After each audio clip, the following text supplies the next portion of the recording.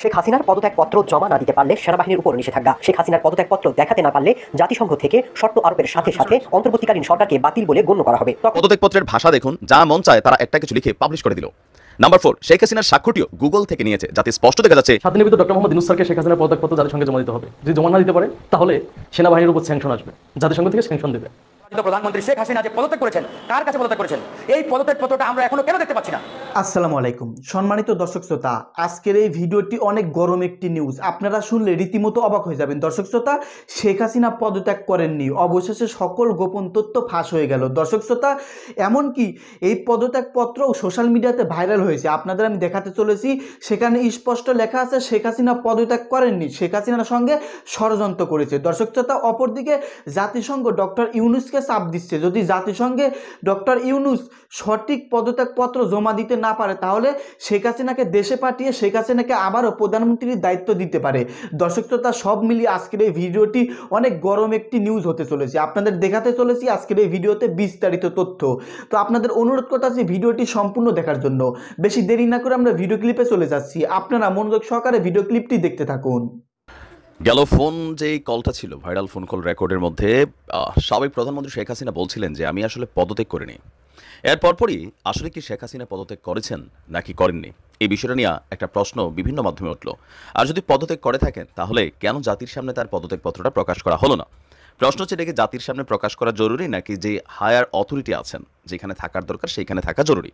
Basically যেখানে থাকার দরকার সেইখানে থাকা জরুরি, কিন্তু যখন শেখ হাসিনা দাবি করলেন তিনি পদত্যাগ করেননি, দেন ওই হায়ার অথরিটির উচিত এই বিষয়টাকে সামনে নিয়ে আসা। কিন্তু এখন পর্যন্ত শেখ হাসিনার পদত্যাগপত্রটা আমরা দেখতে পাইনি। বাট আজকে সারাদিন যাবৎ সোশ্যাল মিডিয়া প্ল্যাটফর্মে যেই পদত্যাগপত্রটা ভাইরাল হয়েছে বা ভেসে বেড়াচ্ছে, এটা আসলে কতটুকু অথেন্টিক বা এটা আসলে কারা প্রকাশ করেছে? আপনি যদি আজকে সারা বাংলাদেশের গণমাধ্যমগুলোকে দেখেন বা সরকারি সাইটগুলোকে দেখেন, প্রধানমন্ত্রীর যে কার্যালয় আছে বা বিভিন্ন সাইটগুলো, আমি একটু ঘাটাঘাটি করলাম, আমি আসলে কোথাও ওনার এই পদত্যাগপত্রটা হায়ার কোনো অফিসিয়াল অথরিটি থেকে প্রকাশ করতে দেখিনি। এটা বেসিক্যালি সোশ্যাল মিডিয়াতে বিভিন্ন জনপ্রিয় যে কন্টেন্ট ক্রিয়েটার আছেন তাদের বিভিন্ন জায়গা থেকে এটাকে প্রকাশ করেছেন, মুহূর্তের মধ্যে মানুষ বিশ্বাস করে নিচ্ছে। তবে বাংলাদেশ আওয়ামী লীগ দাবি করছে যে এই পদত্যাগপত্রটি বেসিক্যালি ভুয়া। এখন কেন ভুয়া সেটার সপক্ষে বেশ কিছু যুক্তি এবং কি এই পদত্যাগপত্রটাতে বেশ কিছু মেজর নন মেজর ভুলকেও তারা আইডেন্টিফাই করে দেখিয়েছেন। দেশের টিভি চ্যানেলের ফেসবুকে এরকম অপরিপক্ক এডিটেড কোনো পদত্যাগপত্র প্রকাশ এটি দৈন্যতা মাত্র। কোন একটা টেলিভিশন চ্যানেল সম্ভবত এটা প্রকাশ করেছে। এখন আওয়ামী লীগ ফেসবুকে ভাইরাল ওই পদত্যাগপত্রের সত্যতা নিয়ে কয়েকটি প্রশ্ন তুলেছে। কেন এই পদত্যাগপত্রটি ভুয়া? 1 নাম্বার, তারা ভুলে এখনও মুজিব বর্ষ লোগো লাগিয়ে রেখেছে, যেই মুজিব বর্ষ 2021 সালে শেষ। তার মানে আমরা জনগণ এটা হয়তো বুঝছি যে ঠিক আছে, কিন্তু আসলে আওয়ামী লীগের দাবি যে মুজিব বর্ষের যে লোগোটা সরকারি এই খাতাতে উপরে ছবিটা, এটা আসলে এখন আর নাই, এটা 2021 পর্যন্ত ব্যবহৃত হয়েছে। লক্ষ্য করুন, ভুয়া এই পদত্যাগপত্রটি অত্যন্ত অস্পষ্ট। আচ্ছা, অস্পষ্টটা স্পষ্ট করা যায়। পদত্যাগপত্রের ভাষা দেখুন, যা মন চায় তারা একটা কিছু লিখে পাবলিশ করে দিল। নাম্বার 4, শেখ হাসিনার স্বাক্ষরটিও গুগল থেকে নিয়েছে, যাতে স্পষ্ট দেখা যাচ্ছে মূল পেজের সাথে স্বাক্ষরের অংশের যে পিক্সেল আছে সেটার পার্থক্য, মানে একটা জিনিসের উপর আরেকটা জিনিস পট্টি মারলে যেটা হয়, আওয়ামী লীগ দাবি করছে এটা। 5ই আগস্ট ছিল 21শে শ্রাবণ, পদত্যাগপত্র দেওয়া সেটা হচ্ছে 20শে শ্রাবণ। এছাড়া তারা আরও লিখেছে, দেশের মিডিয়াকে এরকম নগ্নভাবে ব্যবহার করে নিজেদের হাসির পাত্র বানাবেন না। শেখ হাসিনা পদত্যাগ করার সময় যে আনুষ্ঠানিকতা সেই সময় নেননি, তিনি সোজা তেজগাঁও থেকে বিমানে করে ভারত গেছেন। এসব বাদ দিয়ে বরং দেশের সমস্যা সমাধানে করুন। এখন এটা আরও একটা কোটি টাকার প্রশ্ন হয়ে গেল সামনে। চট করে সীমান্তে ঢুকা, নিজেকে প্রধানমন্ত্রী দাবি করা এবং কি পদত্যাগ করেননি, এই যে ইস্যুগুলোতে এখন যতগুলো ঝামেলা সামনে আসছে, তো আমার মনে হয় এই বিষয়টা টেলিভিশনাল হারারও বিশ্বাস নাই, সব বাটপাড়ি বিভিন্ন সময় করে, ফোকাস ভাইরাল ইস্যুতে ফটাস করে। আর আমরা যারা কন্টেন্ট ক্রিয়েটার, আমাদেরও আসলে এতটা বিশ্বাসের কোনো সুযোগ নেই। তবে আমার মনে হয় এই বিতর্কটা জনমনে একটা আতঙ্ক তৈরি করতেছে। আওয়ামী লীগের নেতাকর্মীরা যেমন উজ্জীবিত হচ্ছেন, অপরদিকে সরকারে থাকা বা বিপরীত দলে থাকা বিভিন্ন নেতাকর্মীরা তারাও এক ধরনের স্ট্রেস নিচ্ছেন। সো আসলে শেখ হাসিনা পদত্যাগ করেছে কিনা সেটা অনেকে বলছেন যেটা জরুরি না, তিনি তো পালাই গেছেন, তিনার তো অলরেডি এটা কনস্টিটিউশন ভেঙে দেওয়া হচ্ছে, সব কিছু এখানে পরিবর্তিত হয়ে গেছে, চাইলে আর এসে ঢুকতে পারবে না, এটা সত্য। তিনি চাইলেও এই মুহূর্তে এসে বাংলাদেশে ঢুকলেও ক্ষমতায় বসার সুযোগ নেই, কারণ সারা পৃথিবী ডক্টর ইউনূসকে ম্যান্ডেট দিয়ে দিচ্ছে। তো তারপরেও এই পদত্যাগপত্রের ইস্যুটার সমাধান হওয়া দরকার। আশা করি যারা সরকারের অথরিটি আছেন তারা বিষয়টাকে প্রকাশ করবেন। ভালো থাকবেন। পরাজিত প্রধানমন্ত্রী শেখ হাসিনা যে পদত্যাগ করেছেন, কার কাছে পদত্যাগ করেছেন, এই পদত্যাগপত্রটা আমরা এখনো কেন দেখতে পাচ্ছি না? এবং সেনাপ্রধান সহ আমরা সবাইকে বলেছি অনতি বিলম্বে এই পদত্যাগ পত্রটি জাতির সামনে উন্মোচন করতে হবে, জাতির সামনে প্রকাশ করতে হবে। তিনি যে পদত্যাগ পত্রটি দিয়েছেন, কার কাছে দিয়েছেন? রাষ্ট্রপতির কাছে। তাহলে রাষ্ট্রপতির অফিস কিংবা রাষ্ট্রপতির কার্যালয় কিংবা রাষ্ট্রপতি কেন এটা প্রকাশ করছে না? আমি এই জন্য বর্তমান যে অন্তর্বর্তীকালীন সরকার রয়েছেন এই সরকারকে আহ্বান জানাবো, অনতি বিলম্বে হাসিনার সেই পদত্যাগ পত্রটি জাতির সামনে আপনারা প্রকাশ করুন, উন্মোচন করুন। আমরা দেখতে চাই সেই পদত্যাগ পত্রটি। এবং এটা নিয়ে যদি কোনো ধরনের ধূম্রজাল সৃষ্টি হয়, কোনো ধরনের ধোঁয়াশা তৈরি হয়, তাহলে কিন্তু আমাদের বড় ধরনের একটা খেসারত দিতে হবে। এটা কিন্তু আমরা আগেও বলেছি, এখনো বলছি, এটা নিয়ে কোনো ধরনের ধূম্রজাল সৃষ্টি করার কোনো সুযোগ নেই, কোনো সুযোগ নেই। আমি মনে করি এই সরকার যে কায়দায় যে প্রক্রিয়ায় শপথ নিয়েছে এটা আসলে একটা ভুল প্রক্রিয়া, ভুল কায়দা। ওই সময় আমরা বলেছিলাম যে ফ্যাসিবাদী শক্তির কর্ণধার রাষ্ট্রপতি, খুনি হাসিনার অন্যতম দোসর, বিপ্লবের মাধ্যমে আমরা একটা সরকার প্রতিষ্ঠা করলাম, সেই সরকার আবার সেই ফ্যাসিবাদী শক্তির কর্ণধার, কমান্ডার, প্রধান, তার কাছে গিয়ে শপথ নিলেন। এটা আসলে তখনই আমাদের একটা ভুল হয়েছে, বড় ধরনের ভুল। এটা আমরা যে যাই বলি, আমি মনে করি এটা একটা সাংবিধানিক বড় ধরনের একটা মিস্টেকের মধ্য দিয়ে আমাদের এই অন্তর্বর্তীকালীন সরকার প্রতিষ্ঠিত হয়েছে কিংবা গঠিত হয়েছে। এটা হয়তো সামনে আমাদের খেসারত দিতে হতেও পারে। তো সেই জায়গায় আমরা বলেছিলাম, ছাত্রদেরও আমরা বলেছি যে আমাদের এখন উচিত যে ডক্টর মোহাম্মদ ইউনূসকে অনতিবিলম্বে রাষ্ট্রপতি ঘোষণা করা এবং তাকে প্রেসিডেন্ট ঘোষণা করে তিনি 18 কোটি মানুষের সামনে হাতে হাত রেখে তিনি শপথ নেবেন, জাতির সামনে অঙ্গীকার করে। এবং ফ্যাসিবাদী শক্তির মানে সার্জারি করা যে সংবিধানটিকে আওয়ামী লীগ 17টি বার সংশোধন করেছে, সেই সংবিধানকে বাতিল করতে হবে। বাতিল করে ছাত্র জনতা এবং জনগণের আপনার পরামর্শ নিয়ে একটি সুন্দর কল্যাণমুখী রাষ্ট্রের সংবিধান প্রণয়ন করতে হবে। তো সেই জায়গায় অবশ্যই আমরা বলছি, এখনো বলছি, এখন সময় আছে, অনতিবিলম্বে এই অবৈধ ফ্যাসিবাদী শক্তির রাষ্ট্রপতিকে বহিষ্কার করতে হবে। সেই জায়গায় ডক্টর মোহাম্মদ ইউনূসকে রাষ্ট্রপতি ঘোষণা করতে হবে। এটা আমরা যত দেরি করব তত দ্রুতই আমাদের মহা বিপদে পড়ার সম্ভাবনা রয়েছে। এবং আমি দেখতে পাচ্ছি যে আমরা একটা বিপদে পড়তে যাচ্ছি। সেই জায়গায় আমরা কেন দেরি করছি, ছাত্র জনতা কেন এই জায়গায় ডিলে করছে, আই ডোন্ট নো। এখানে ডিলে করা মানে আমরা বড় ধরনের একটা বিপদে পড়া। মানে এই চপ্পু সাহেবকে আমাদের বুঝতে হবে, তিনি খুনি হাসিনার অন্যতম দোসর। এই হাসিনা তাকে রাষ্ট্রপতি বানিয়েছেন। আপনার কি মনে হয় না যে হাসিনা তাকে মহামান্য রাষ্ট্রপতির চেয়ারে বসিয়েছেন, তিনি সেই মহামান্য রাষ্ট্রপতির চেয়ারে বসে খুনি হাসিনার বাইরে গিয়ে কোনো কাজ করবেন? আমরা তো দেখেছি যেদিন ডক্টর মোহাম্মদ ইউনূস সাহেব শপথ নেন, আমরা তো সবাই সেই বঙ্গভবনের দরবার হলে ছিলাম, তার মুখ কালো হয়ে গেছে, মুখ মলিন। তিনি মেনে নিতে পারছেন না যে আমি যে বই পড়ে বা যে হাত দিয়ে শেখ হাসিনাকে শপথ পড়িয়েছি, সেই হাত দিয়ে কিভাবে ডক্টর মোহাম্মদ ইউনূসের মতো একজন ব্যক্তিকে আমি শপথ করাই। তার মুখ একদম কালো হয়ে গেছে, তিনি মানতেই পারছেন না।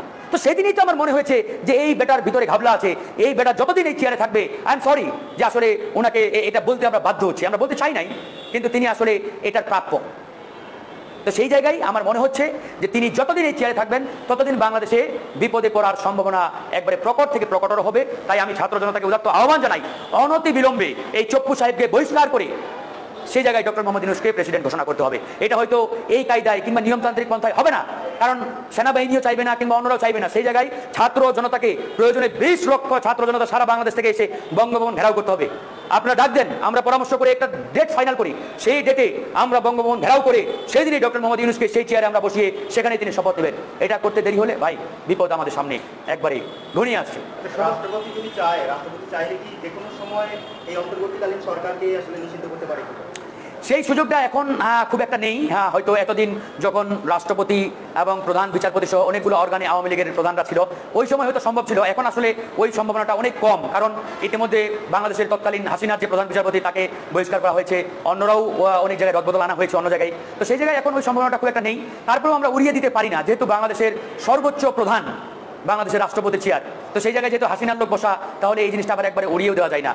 সন্দেহ আশঙ্কা এটা কিছুটা হলে তো আছে। এই জন্য আমরা বলছি যত দ্রুত এটা সম্ভব সেটা আমরা পারব। 7 দিনের ভিতর ডক্টর মোহাম্মদ ইউনূস স্যারকে শেখ হাসিনার পদত্যাগপত্র জাতিসংঘে জমা দিতে হবে। যদি জমা না দিতে পারে তাহলে সেনাবাহিনীর উপর স্যাংশন আসবে, জাতিসংঘ থেকে স্যাংশন দেবে। এই নিউজটা বর্তমানে ভালোভাবে প্রচার হইতেছে এবং আমাকে অনেকে কমেন্ট করতেছে। যাই হোক, ভাবছিলাম ডক্টর মোহাম্মদ ইউনূস স্যার এই জাতিকে উদ্ধার করবে। যাই হোক, ডক্টর মোহাম্মদ ইউনূস স্যারের জন্য দুঃসংবাদ। আসলে অনেক আগে থেকে যারা আমার ভিডিও দেখেন তারা জানেন যে দিনে 2 বার শেখ হাসিনার পতন ঘটাইতাম। এই জন্য আপনারা বলতেন যে আপনার কথা সত্য হয় না, বলেন শেখ হাসিনার পতন হবে, পতন তো আর হয় না। এটা বলতেন যে পতন তো আর হয় না, এটা গালেও দিতেন অনেকে, কই পতন হয় না। তো মনে প্রাণে বিশ্বাস করতাম যে আওয়ামী লীগের পতন হবে, কিন্তু এত ভয়ঙ্করভাবে পতন হবে এটা আসলে কল্পনাও করি নাই। বর্তমানে বাংলাদেশে আওয়ামী লীগের এমন অবস্থা, আজকে 1 মাস 11 দিন আওয়ামী লীগের পতন হয়েছে। আজকে 1 মাস 11 দিনে আওয়ামী লীগ কোথাও, একমাত্র গোপালগঞ্জ ছাড়া সারা বাংলাদেশে কোথাও কি 11 জন লোক নিয়ে মিটিং করতে পারছে? পারে নাই। আজকে তারা গুজব নিয়ে ব্যস্ত হয়ে গেছে। এই জন্য ভাইদের বলি, শোনো, আওয়ামী লীগের যারা আছো তোমাদের ভাই বলি, এখন দেখো ক্ষমতার বাইরে থাকার যন্ত্রণাটা কত বড়। এই শিক্ষা তারা পাওয়ার খুব দরকার ছিল, তোমাদের এই শিক্ষাটা পাওয়ার খুব দরকার ছিল। রাজনীতি করার অধিকার তোমাদের আছে বাংলাদেশে, তোমরা যেহেতু বাংলাদেশের নাগরিক, কিন্তু বর্তমান থেকে শিক্ষা নিতে হবে। তোমাদের একটা কথা বলি, আজকে বাংলাদেশের যদি হিরো আলম এসে বলে যে আমি আওয়ামী লীগের দায়িত্ব নিব, আওয়ামী লীগের যারা আছে বাংলাদেশের নেতাকর্মী, ছাত্রলীগ, যুবলীগ, সবাই বলবে যে লিডার, তাকে নেতা বানাই দিবে। কারণ আওয়ামী লীগের দায়িত্ব নেওয়ার মতো তো কেউ নাই। দায়িত্বটা কে নিবে রে ভাই আওয়ামী লীগের? মানে গাই ছাড়া বাছুর আছে না, গাই ছাড়া বাছুরের অবস্থা বর্তমান আওয়ামী লীগের।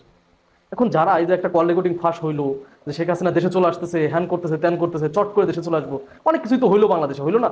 এই কিছু হওয়ার পরে আপনারা বলেন কেন এগুলো ফাঁস করলো, এই রেকর্ডিংগুলো কেন ফাঁস করলো? এই রেকর্ডিংগুলো ফাঁস করার একমাত্র কারণ হচ্ছে শেখ হাসিনা পতনের 1 সপ্তাহ পর থেকেই বাংলাদেশে আওয়ামী লীগ নামে যে একটা দল আছে, এই দলটা কিন্তু বাংলাদেশের মানুষ ভুলতে বসেছিল। আপনারা জানেন, সবাই জামাত বিএনপিকে নিয়ে ব্যস্ত হয়ে গিয়েছিল। বাংলাদেশে যে আওয়ামী লীগ আছে, আওয়ামী লীগ নামে একটা দল আছে, এটা কিন্তু মানুষ ভুলে গিয়েছিল। তো এইভাবে তো চলতে পারে না। শেখ হাসিনা দেশে না আসুক, মানুষের মনে তো আসতে হবে যে শেখ হাসিনা নামে একজন ডাইনি ছিল বাংলাদেশে। সেজন্য কি করছে, সে একটা কল রেকর্ড একদম পরিকল্পিতভাবে ফাঁস করছে। ফাঁস করে বাংলাদেশের মানুষের জানান দেশে সে আছে, এবং সে নাকি পদত্যাগ করে নাই, সে পদত্যাগপত্রে সাইন করে নাই। আর যে পদত্যাগপত্র ওটা নাকি রেখে আসছিল মানে গণভবনে, ওইটা বঙ্গভবনে যায় নাই। কিন্তু রাষ্ট্রপতি সাহেব কি বললো, যে সে পদত্যাগ করে গেছে এবং তার পদত্যাগপত্র রাষ্ট্রপতির কাছে জমা দিয়ে গেছে। এখন এই নিউজটা যখন হইলো, এখন আবার আরেকটা নিউজ সবার সামনে চলে আসছে যে 7 দিনের ভিতর যদি পদত্যাগপত্র জমা না দেয় জাতিসংঘে, তাহলে জাতিসংঘের থেকে কি করবে, সেনাবাহিনীর উপর স্যাংশন দিবে। আর স্যাংশন দিলে কি করবে, সেনাবাহিনী শেখ হাসিনাকে এনে আবার প্রধানমন্ত্রী বানাবে। এই নিউজটাকে সত্য দেখেন, এই নিউজটা নাকি প্রচার হয়েছে আল জাজিরাতে। বিশ্বাস করবেন, আমি মানে গত 7 দিনের নিউজগুলো দেখলাম যে এই ধরনের কোনো নিউজ আল জাজিরা করে নাই। আপনারা গিয়ে দেখে আসতে পারেন। যাই হোক, তো এই নিউজটা কোথায় আসলো, এই জহুরুল হক নামে একটা ব্যারিস্টার, জহুরুল ইসলাম না জহুরুল হক নামে একজন আছে, তার ছবি টবি সিন করলাম না, শুধু ফলোয়ার বাড়াই কিলাম। যাই হোক, ইনি প্রচার করছে যে এগুলা যে, আর এটার পক্ষে নাকি রিড করছে রাশিয়া, সংযুক্ত আরব আমিরাত, যে প্রধানমন্ত্রী তো শেখ হাসিনা বৈধ, যে দেশে পদত্যাগ করে না, তাহলে তো অবৈধভাবে ডক্টর মোহাম্মদ ইউনূস স্যার ক্ষমতা গ্রহণ করে বসে আছে। এইটা আবার আমাদের যারা আওয়ামী লীগ আছে ওদের ভিতর মানে আশা সঞ্চয় করছে। আরেকটা জিনিস, সেটা হচ্ছে গতকালকে সেনাবাহিনী সদর দপ্তরে কিন্তু ডক্টর মোহাম্মদ ইউনূস স্যার গিয়েছিলেন। অনেকে বলতেছে শেখ হাসিনা পদত্যাগপত্র আনার জন্য গেছে, এটা বলতেছে।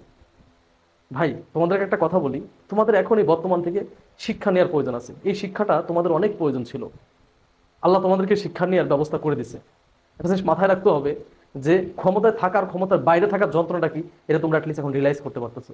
যে যা বলতেছে সেটাই তোমরা বিশ্বাস করতেছো। ওই যে 28 অক্টোবরে বিএনপি সমাবেশে হামলা করার পরে যখন ছন্ন ছাড়া হয়ে যায় এক প্রকার, তখন কি করলো, তখন হচ্ছে যে একজন আসলো, কি নাম করে জন্য, যে বললো যে জো বাইডেনের সেই কি উপদেষ্টা নাকি, সে এসে বললো এইটা নিয়ে তোমরা টল করছো। এখন জো বাইডেনের উপদেষ্টা না, যদি বাংলাদেশের কেউ এসে বলে যে আমি মোদির উপদেষ্টা, আমি জো বাইডেনের উপদেষ্টা, আমি পুতিনের উপদেষ্টা, আমি আওয়ামী লীগের এই প্রবলেম সলভ করতে চাই, তাদেরকে কিন্তু নিয়ে আওয়ামী লীগ নাচানাচি করবে।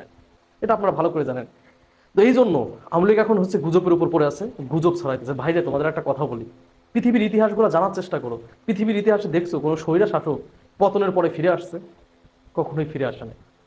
এই জন্য তোমরা যারা বঙ্গবন্ধু শেখ মুজিবুর রহমান সাহেবের পতন আর হচ্ছে শেখ হাসিনার পতন সম্পূর্ণ আলাদা, এটা মাথায় রাখতে হবে। হ্যাঁ, বঙ্গবন্ধু শেখ মুজিবুর রহমান সাহেব মারা যাওয়ার আগে, তাকে মেরে ফেলানোর আগে একদিন আগেও 500-600 মানুষকে গুলি করে মারে নাই কিন্তু।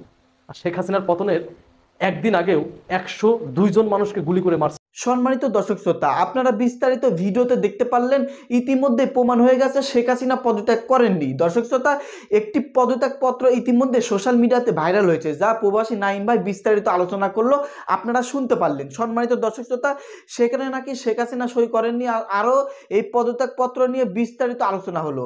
দর্শক শ্রোতা, অপরদিকে জাতিসংঘ ডক্টর ইউনূসকে অনবরত চাপ দিচ্ছে যে পদত্যাগপত্র যদি জাতিসংঘে জমা না দেওয়া হয়, সেখানে যদি পেশ করা না হয়, তাহলে বৈধভাবে শেখ হাসিনা এখনও বাংলাদেশের প্রধানমন্ত্রী। দর্শক শ্রোতা, সব মিলিয়ে বাংলাদেশের পরিস্থিতি কিন্তু ভয়াবহ হতে চলেছে।